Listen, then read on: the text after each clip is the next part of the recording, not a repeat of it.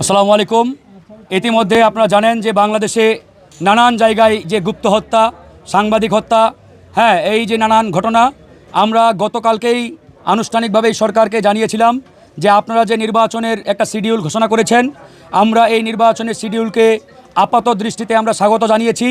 কিন্তু একটা অবাধ, সুষ্ঠু, ফ্রি অ্যান্ড ফেয়ার নির্বাচন করার জন্য যে পূর্ব শর্তগুলো রয়েছে, এই পূর্ব শর্তগুলো আপনাদেরকে পালন করতে হবে, পূরণ করতে হবে, নিশ্চিত করতে হবে।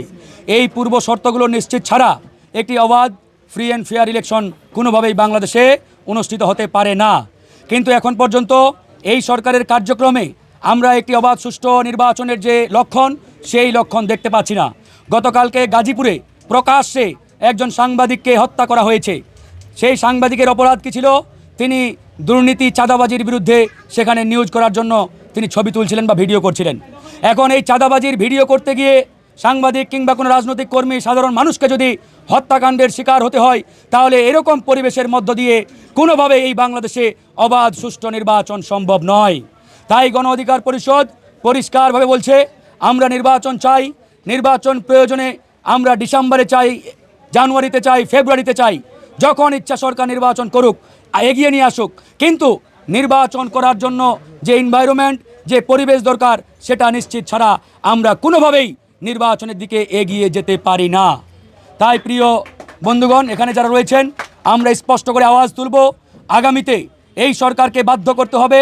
তারা যদি নির্বাচনী পরিবেশ নিশ্চিত করতে ব্যর্থ হয়, লেভেল প্লেয়িং ফিল্ড তৈরি করতে ব্যর্থ হয়, তারা যদি প্রত্যেকটা প্রার্থী নির্বিঘ্নে, নির্ভয়ে ক্যাম্পেইন করতে পারবে, প্রচারণা চালাতে পারবে, এরকম পরিবেশ যদি তারা উপহার দিতে না পারে জনগণকে, তাহলে এই সরকারকে চেয়ারে রেখে কোনোভাবেই বাংলাদেশে আগামীতে অবাধ, সুষ্ঠু, ফ্রি অ্যান্ড ফেয়ার ইলেকশন হতে পারে না। প্রয়োজনে আগামীতে একটি অবাধ, সুষ্ঠু নির্বাচনের জন্য কেয়ারটেকার সরকার কিংবা তত্ত্বাবধায়ক সরকারের আওয়াজ তুলতে হতে পারে। কারণ এই সরকারের কাছে আমরা এখনও আশাবাদী, এখনও আমরা আস্থা রেখেছি। তারা যদি জনগণের সেই আস্থার প্রতিফলন ঘটাতে না পারে, তাহলে আমাদেরকে আওয়াজ তুলতেই হবে যে আপনাদেরকে দিয়ে আর হবে না, আপনারা বিদায় নেন। আমরা তত্ত্বাবধায়ক সরকারের মাধ্যমে আগামীতে একটি অবাধ, সুষ্ঠু নির্বাচন আমরা ওই সরকারের কাছ থেকে আমরা আদায় করে নেব। যে আমাদের এই বালিয়াডাঙ্গিতে একজন ব্যবসায়ীর গুদামে প্রায় 450টির মতো 750টির মতো সারের বস্তা প্রশাসন জব্দ করেছে। আমি এই খবরটি পেপার পত্রিকায় দেখেছি এবং গতকালকে প্রশাসনকে আমি ধন্যবাদ জানিয়েছি যে আপনারা যেভাবে কঠোর হস্তে এই এলাকার অন্যায় অনিয়মগুলোর বিরুদ্ধে দাঁড়াচ্ছেন। আপনাদের পাশে আমি ফারুক হাসান এবং গণ অধিকার পরিষদ থাকবে ইনশাআল্লাহ। নতুন যে ইউনূস সাহেব এখানে আসছেন, তার সাথে গতকালকে আমি শুভেচ্ছা বিনিময় করেছি। তাকে স্পষ্ট করে বলেছি, আপনাকে শক্ত হাতে দায়িত্ব পালন করতে হবে। যে কোনো অন্যায় অনিয়মের বিরুদ্ধে আপনি শক্ত হাতে সেগুলো মোকাবেলা করবেন। এখানে যদি কোনো রাজনৈতিক দল তাদের রাজনৈতিক পাওয়ার দেখার চেষ্টা করে, এগুলোকে আপনি পাত্তা দেবেন না। আমরা বলছি, গণ অধিকার পরিষদ সব সময় ন্যায় এবং তারা হকের পক্ষে আছে, ভবিষ্যতেও থাকবে। এখন কোনো রাজনৈতিক দল, সেটা বড়, ছোট কিংবা 2 নম্বর, ডাজেন্ট ম্যাটার, কেউ যদি ন্যায়ের বিরুদ্ধে যায়, অন্যায়কে সাপোর্ট দেওয়ার চেষ্টা করে, আমরা প্রয়োজনে তাদের বিরুদ্ধেও লড়াই করতে প্রস্তুত আছি। আমাদের স্পষ্ট বার্তা, এই বালিয়াডাঙ্গির মাটিতে আর কোনো চাঁদাবাজি চলবে না, কোনো টেন্ডারবাজি চলবে না, দখল বাণিজ্য চলবে না।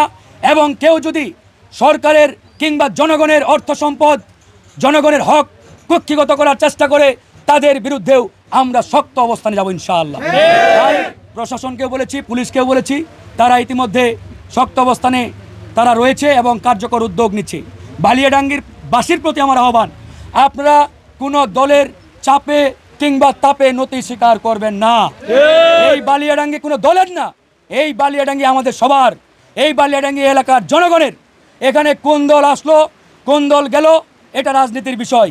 কিন্তু এলাকার প্রশ্নে আমরা সবাই ঐক্যবদ্ধভাবে মোকাবেলা করব, লড়াই করব এবং আমরা আপনাদের পাশে থাকবো ইনশাআল্লাহ।